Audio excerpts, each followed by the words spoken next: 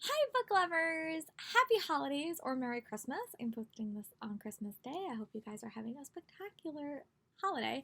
But I want to share with you some of the books that I hope I get underneath my Christmas tree this year.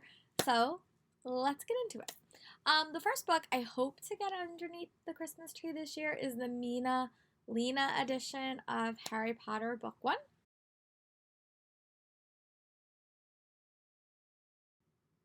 If you have not watched any of my previous videos, I have shared my thoughts on J.K. Rowling as a person in recent years due to her transphobic comments and the comments she's making about a bunch of things recently. I don't support that. So if I am lucky enough to get any of the two books I'm going to talk about that deal with J.K. Rowling, I will be donating $20 to trans companies or trans charities because I do not support her beliefs in any way. And if someone is buying me a gift that is giving money to J.K. Rowling in some capacity, then I also think it's only right for me to donate my money to a cause that I support in reference to that. But I just love the Mina Lena versions of it, and it's probably another book series that I will wind up collecting, just because I think that they put so much heart and hard work and effort into these books, and these books are stunning. And I just really, really want it for my collection. But if I do wind up receiving this, I will definitely be giving money to a trans charity to kind of offset that I did buy something and supporting her. The other book by J.K. Rowling that I would also like to get underneath the tree is also Ichabod. Here's a picture here. I'm just intrigued to see what her next kids version book is. I am a big fan of Harry Potter. I always will be. So I'm intrigued enough to pick it up, and I never read it on the website. So I decided I would add this to my holiday list and see if I would get it. And if I wind up reading, which I will eventually wind up reading it, if I wind up getting it, I will definitely share my thoughts with you guys. But I don't know a lot about this story. I know it was written during quarantine. She put it on her website for the kids to like have something to do during quarantine, and I just never wound up reading it during that time. So that is why I asked for it on my Christmas list, and we'll see if I get it. But yeah, those are the two Harry Potter themed books on my list, and why I'm asking for them. But I also do know she's a very, very problematic author, and that is why I made the charity caveat to receiving these gifts. But enough caveats and enough about J.K. Rowling. Another book I'm super hope I get this year is called A Cuban Girl's Guide to Tea and Tomorrow by Lauren Nemi.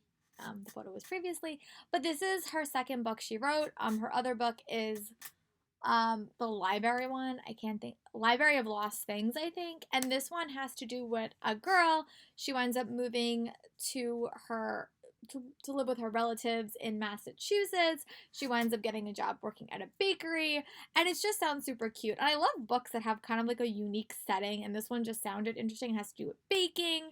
I really like books that have to do with baking, and I do want to read her previous book, so I figured if I have this one, maybe I could do a reading vlog for her in early 2021.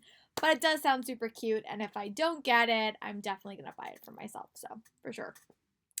And then the next book I'm going to chat about is Broken Wish from Julie C.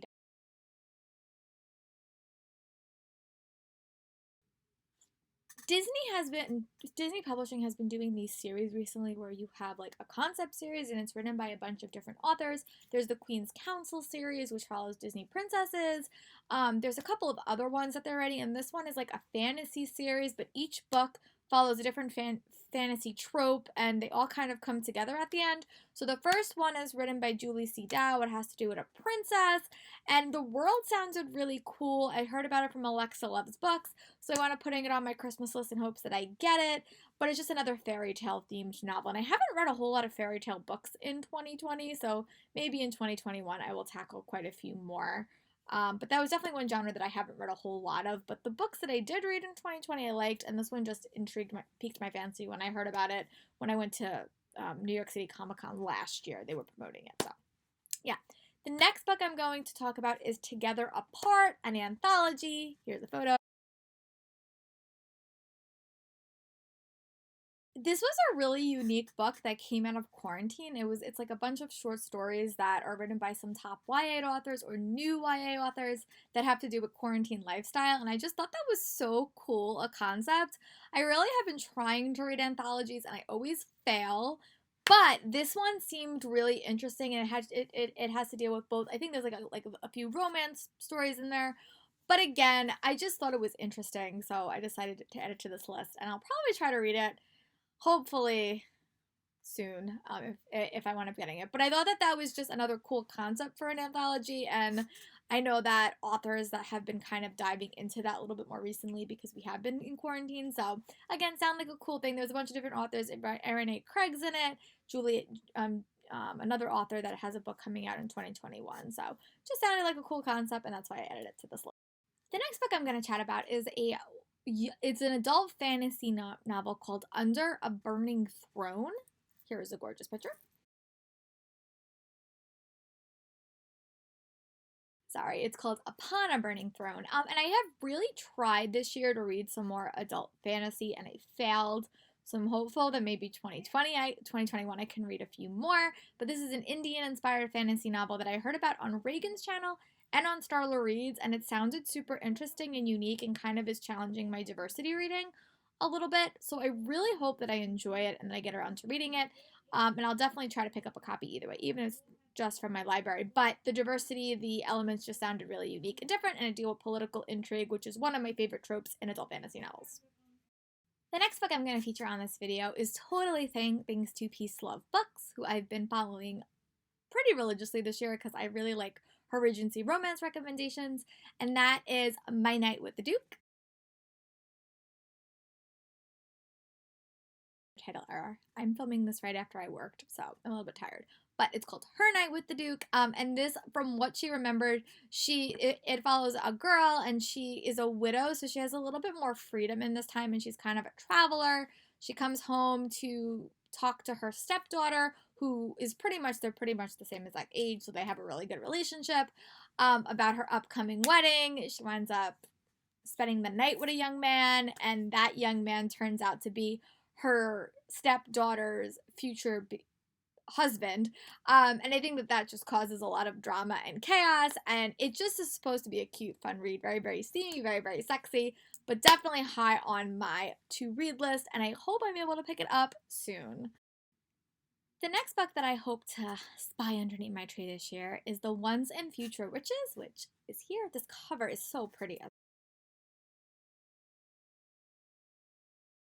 One of my favorite book tropes is witches, and I just collect them and I never wound up reading them. But I do have a lot of witch books on my shelf, so maybe that will be another reading vlog for 2021. Put your comments below for reading vlog ideas that you guys think I should be doing, because I do like doing themed ones. I just need some more ideas, so definitely comment below, and I will maybe do like a post for 2021 in general, and maybe you guys can put your posts down there. But this one just sounds really cool and unique, and I just thought anything about witches I'll read. I blame my Buffy love and my Willow love, who Willow is my favorite character that I've ever seen on TV, so I'm definitely enjoying that. I really hope that I get this book. It sounded awesome. I haven't heard a whole lot of people talk about it, but again, it just seemed like it would be right up my alley, so that is why I added it to this list. And the next book I am going to talk about has been because this author has intrigued me on Instagram, and it's called Vanessa You and the Magical Tea Shop. Again, if my title is incorrect, I will correct it in the next clip, but here's a picture. This is the second book in her companion food series, and I have a thing about food books. Like, I really enjoy them, so this one was just another one that intrigued me, and I just like the concept of a magical tea shop. That sounds super cool. Again, I'm trying to diversify my reading life a little bit, and she is a diverse author, and the book just sounds cute, so maybe I will add it to, and I'm sure it has a romance theme somewhere, so that will probably be a February read for sure. But yeah, so that's my thoughts on why I chose to add that one to my list. The next book I added to my under the wish list is I Want to Be Where You Are by Christina Forrest.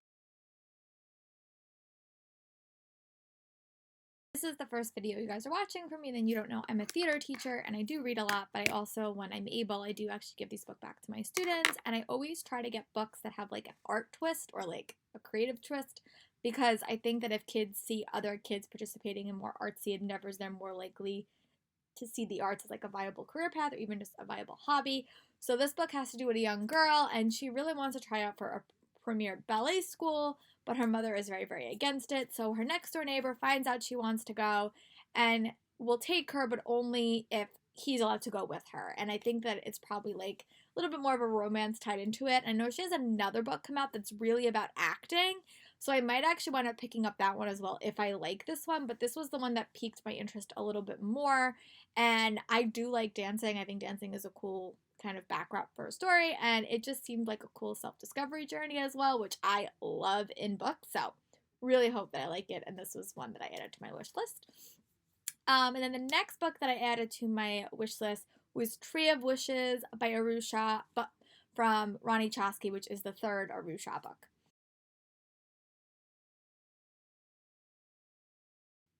So this is the third book in this series, and I really like the first two. It has one of my favorite tropes, which is mythology. I love mythology and mythology about a society that I don't really know that well. So Indian mythology, again, is super fun, really, really interesting.